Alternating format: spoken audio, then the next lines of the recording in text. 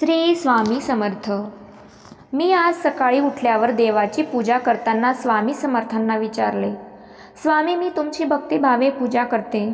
सत्य भावनेने चालत असताना मी कुणाला कधी फसवत नाही, लुबाडत नाही. तरीही लोक मला का टाळतात, फसवतात व लुबाडतात? तुम्ही का मला यावेळी मदत करत नाही?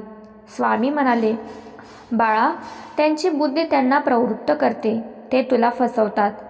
तात्पुरता त्यांचा फायदा होतो, पण तू निराश होऊ नको.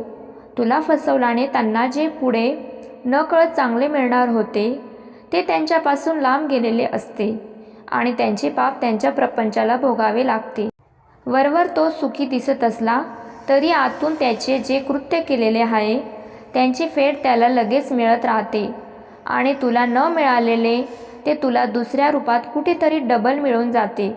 म्हणून निष्ठा सोडू नको, प्रामाणिक राहा, भक्ती कर, कुणाचं वाईट चिंतू नको, भिवू नकोस. मी तुझ्या पाठीशी आहे. श्री स्वामी समर्थ. श्री गुरुदेव दत्त.